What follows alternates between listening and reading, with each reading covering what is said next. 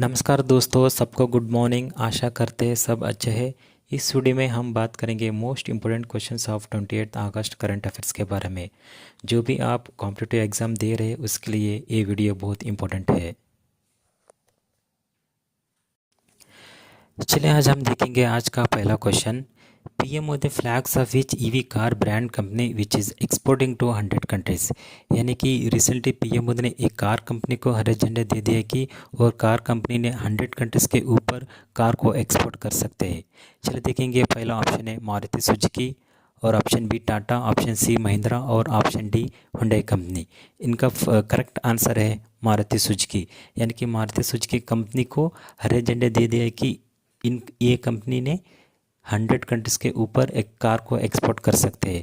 यहाँ पे आप देख सकते हैं प्राइम मिनिस्टर मोदी है। ई विटारा एक कार ब्रांड कंपनी है, ये भी इम्पोर्टेंट है।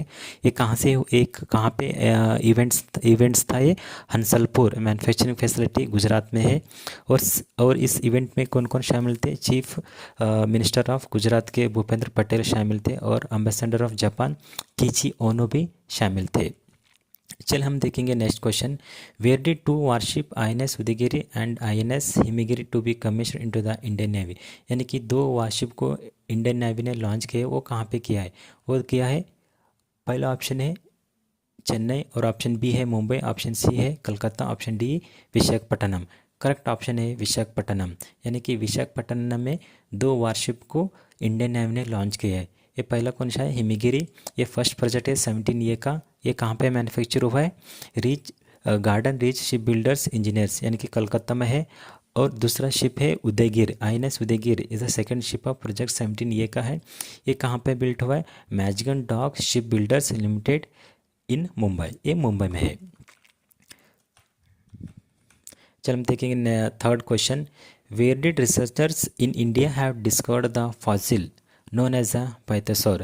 यानी कि इंडियन रिसर्चर्स ने फाइंड किया है कि हमारे इंडिया में भी डायनासोर है। तो कौन सा शहर में डिस्कवर हुआ है? चलिए हम देखेंगे, पहला ऑप्शन है रायपुर, और ऑप्शन बी जैसलमेर, और ऑप्शन सी चंडीगढ़, और ऑप्शन डी जोधपुर। इनका करेक्ट ऑप्शन है जैसलमेर में ये डिस्कवर किया है। चलिए हम देखेंगे इसका थोड़ा जानकारी। आप यहाँ पे देख सकते हैं कि ये जो डायनासोर का है उसका फॉसिल, यानी कि ये कब का है? 20 करोड़ ईयर्स अगो का ये फॉसिल्स है। यानी कि जब वो मरते हैं ना, जब उसका बोन्स है ना, सब बोन्स वो वहाँ पे ज़मीन के अंदर रह के वो फॉसिल्स बन जाता है। तो उससे हम यहाँ पे कच्चा तेल यानी कि पेट्रोल फ्यूल उससे हम निकाल लेते हैं। ये कब का है? 20 करोड़ यानी कि 200 मिलियन ईयर्स का वर्ल्ड है। और इनका मानना भी, रिसर्चर का ये भी कहना है कि और सारे हिडन फॉसिल्स यानी कि और सारे ऐसा फॉसिल्स भी यहाँ पे मिल सकते हैं। चल हम देखेंगे fourth question. Recently R Ashwin announces retirement from which cricket league. यानी कि आर अश्विन ने रिसेंटली रिटायरमेंट अनाउंसमेंट किया है। ये कौन सा फॉर्मेट में किया है? चल हम देखेंगे, option A Test, option B ODI, option C T20, option D IPL। सबको पता है टेस्ट में, वनडे में, T20 में ऑलरेडी अश्विन ने रिटायर किया है। अब रिसेंटली IPL से ही रिटायरमेंट दिया है। तो करेक्ट ऑप्शन है ऑप्शन डी IPL। हम देखेंगे उनका आर अश्विन का पूरा हम डिटेल्स यहाँ पे देखेंगे। उनका IPL डिब्यूट हुआ था 2009 में, और वनडे डिब्यूट हुआ था 5 जून 2010 वर्सेस श्रीलंका के खिलाफ वनडे उनका डिब्यूट हुआ था। और टेस्ट डिब्यूट हुआ था 6 नवंबर 2011 वर्सेस वेस्ट इंडीज़ के खिलाफ उनका टेस्ट डिब्यूट हुआ था। और T20 डिब्यूट हुआ था 12 जून 2010 वर्सेस जिम्बाब्वे के खिलाफ इनका पहला T20 डिब्यूट हुआ था। हम यहाँ पे देखेंगे आर अश्विन तो बॉलर है, इनका विकेट्स कितना है? IPL में 187 विकेट्स है, और वडिया विकेट्स है 156, और टेस्ट में 537 विकेट्स है, और T20 इंटरनेशनल में 72 विकेट्स है। और हम देखेंगे आर अश्विन का कई रिकॉर्ड्स है। First Indian to take 50 T20 international wickets, मतलब पहला जो भारतीय है पहला 50 विकेट्स लेने वाला आर अश्विन है। और यहाँ पे देखेंगे आप most man of the series award in the test 11 after the Muttiah Muralitharan 11, यानी कि मुत्ताई मुरलीधरन ने भी 11 मैन ऑफ द सीरीज़ लिए है टेस्ट में। उसके साथ ही आर अश्विन ने भी 11 मैन ऑफ द सीरीज़ लिए है। और साथ में most dismissals of left handers in Test, यानी कि लेफ्ट हैंडर को सबसे ज़्यादा आउट करने वाला बॉलर भी आर अश्विन है। और यहाँ पे only Indian cricketer to score a century and take a 5 wickets in the same Test match, यानी कि एक ही मैच में सेंचुरी भी बनाना और 5 विकेट्स भी लेने वाले भारतीय पहला खिलाड़ी है are Ashwin.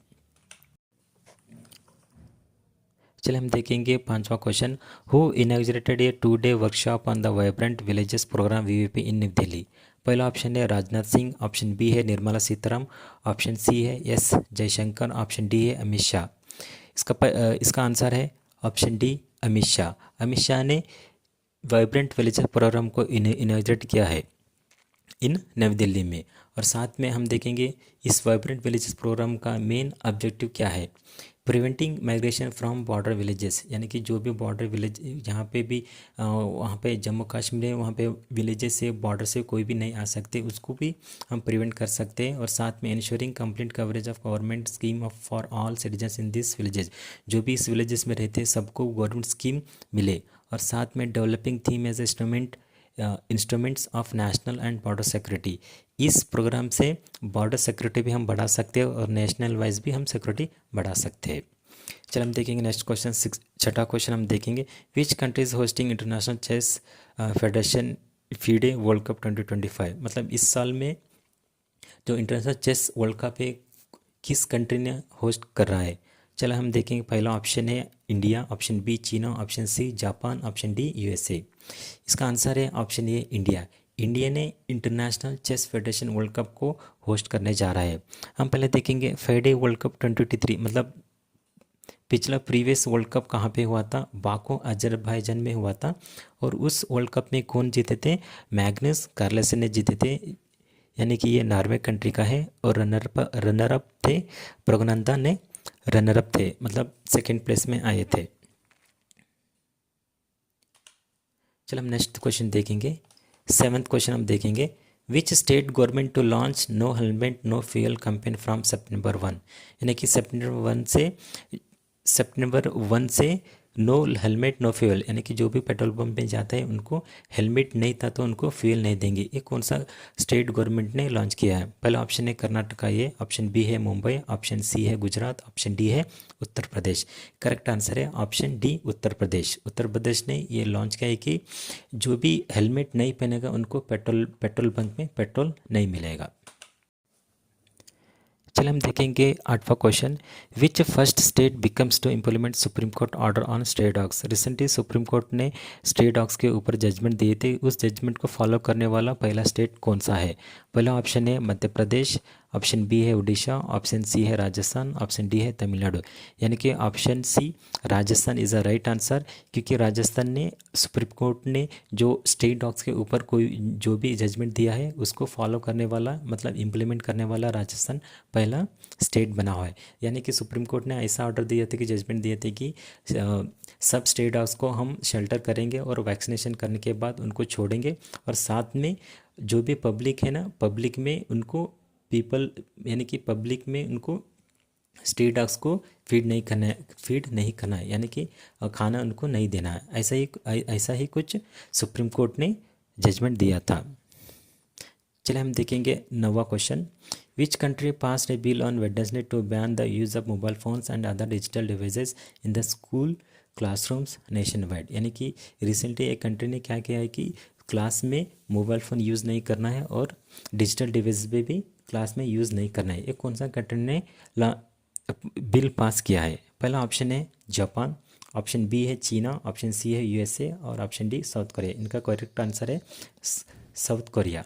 South Korea recently nation wide ने ये बिल पास किया है कि क्लासरूम में कोई मोबाइल यूज़ नहीं करेगा और डिजिटल डिवाइस पे भी यूज़ नहीं करेगा।